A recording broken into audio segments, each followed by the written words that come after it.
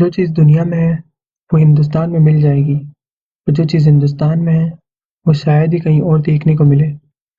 हिंदुस्तान में केवल देवी-देवताओं की पूजा नहीं होती, बल्कि यहाँ पर जीव-जंतुओं को भी जो मान-सम्मान दिया जाता है, वो शायद ही किसी और देश में देखने को मिले। यहाँ कई जानवरों की बड़े आदर और सम्मान के साथ पूजा की जाती है, जैसे गाय, हाथी, नाग, यहाँ तक कि कईयों के मंदिर भी होते हैं। आपने अपने जीवन में कई मंदिर देखे होंगे, और मानो या ना मानो में हम आपको आगे कई अद्भुत मंदिरों के बारे में बताएंगे भी। मगर आज मैं आपको कहूँ कि कहीं एक ऐसा मंदिर भी है जहाँ मेंढक की पूजा होती है, तो क्या आप यकीन करेंगे?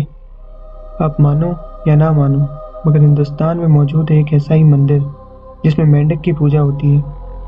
आखिर क्या है ये मंदिर? किसने बनवाया होगा? कब बनवाया होगा? क्यों पूरी दुनिया में अपने जैसा ये एक ही मंदिर है? और सबसे ज़रूरी बात, किस लिए बनवाया गया होगा? ऐसे कई सवाल हमारे मन में उठते हैं जब हम किसी मेंढक मंदिर का नाम सुनते हैं।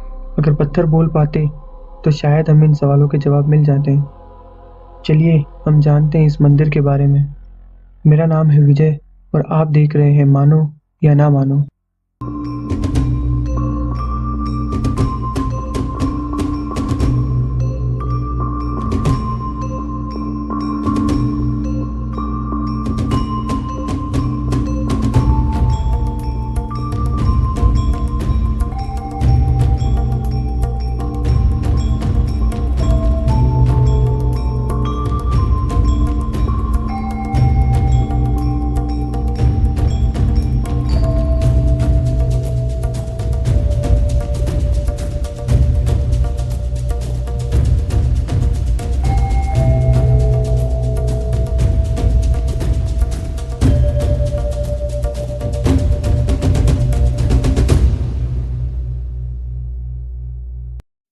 ये मंदिर मौजूद है भारत के उत्तर प्रदेश राज्य में लखीमपुर जिले के पास एक गांव जिसका नाम है औयल।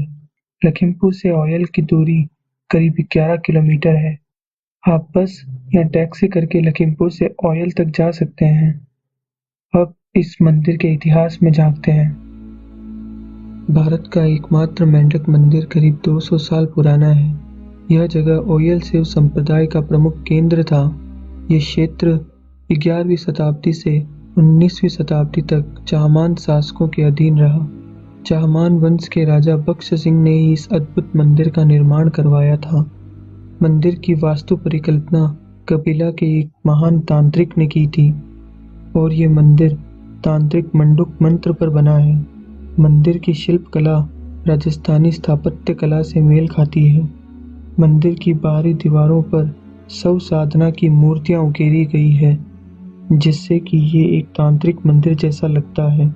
इस मंदिर को बनाने के पीछे क्या कारण रहा होगा, इसके संबंध में इतिहास के जानकार रामपाल सिंह कहते हैं, इसे बनवाने के पीछे 2 बातें सामने आई हैं। एक तो ये कि औयल के राजाओं ने इसे युद्ध में जीते धन को सदुपयोग में लाने के लिए बनाया था। दूसरी बात ये भी कही जाती है कि मंदिर अकाल से बचने के लिए बनाया गया था। यहाँ के शासक भगवान शिव के उपासक थे। इस कस्बे के बीच मंडूक तंत्र पर आधारित प्राचीन शिव मंदिर भी है। नर्मदा नदी से लाए गए शिवलिंग से ये नर्मदेश्वर नाम से भी विख्यात है। ये देश के बाकी शिवलिंग से अलग है, क्योंकि यहाँ का शिवलिंग अपने आप रंग बदलता है। सावन के महीने में और शिवरात्रि के दिन यहाँ कई भक्त महादेव को जल अभिषेक करने आते हैं। सामने से देखने पर ऐसा लगता है ये मंदिर किसी मेंढक की पीठ पर है। यहाँ के स्थानीय लोगों से पूछने पर हमें पता चलता है कि इस मंदिर को बिना नींव के बनाया गया था। जब बारिश में ज्यादा पानी भर जाता है तो मेंढक की पीठ पर बना ये मंदिर तैरने लगता है, और मंदिर के छत्र को भी इस तरह से बनाया गया था कि वो सूरज की रोशनी के साथ घूमता था। ये कि मेढक के ऊपर जो है एक भव्य मंदिर है। ये जो मंदिर बना है ये मेढक के ऊपर ही मंदिर है, मतलब जमीन में नींव नहीं है, मेढक के ऊपर टिका। और बड़े बूढ़ों का कहना है कि जब पानी बरसेगा, मतलब ये गुम्बद देख तो ये जो है अपने हाथ तैरने लगेगा कि जो शिवलिंग है ये बदलेंगे। और ये 4 बार है ये सोने का है और सूरज को सलाम। तो ये थी बातें मेंढक मंदिर की। इस मंदिर में गौर करने लायक बात यह है कि इस मंदिर को A to Z पूरा तांत्रिक नियमों पर बनाया गया था और इतिहासकार रामपाल सिंह के अनुसार या तो ये युद्ध में जीते गए धन का सदुपयोग करने के लिए या तो अकाल से निपटने के लिए बनाया गया था। अब हमारा दिमाग इस बात पर घूमता है कि धन का सदुपयोग करने के लिए भला मेंढक मंदिर का ही सुझाव क्यों आया किसी को? किसी देवी देवता का मंदिर क्यों नहीं बना सकते थे, या फिर राजा अपने कुल देवता का मंदिर ही बना लेता?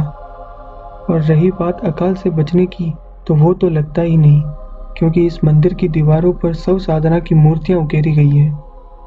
इस मंदिर को देखकर ही ऐसा लगता है कि ये तांत्रिक गतिविधियों का अड्डा रहा होगा। तो भला क्या है सच मेंढक मंदिर का? क्या इस मेंढक मंदिर की कहानी कुछ और है, या फिर क्या बीते वक्त में यहाँ खुलेआम तंत्र विद्या का अभ्यास होता था? क्या कारण है कि यहाँ का शिवलिंग अपने आप रंग बदल देता है? ऐसे ही सवाल फिर उठ खड़े होते हैं जब हम और गहराई में जानने की कोशिश करते हैं। मेंढक मंदिर का इतिहास चाहे जो भी हो, हमने आपको वो बताया है जो दुनिया के सामने है। अब ये आप पर है, क्या आप इसे मानो या ना मानो।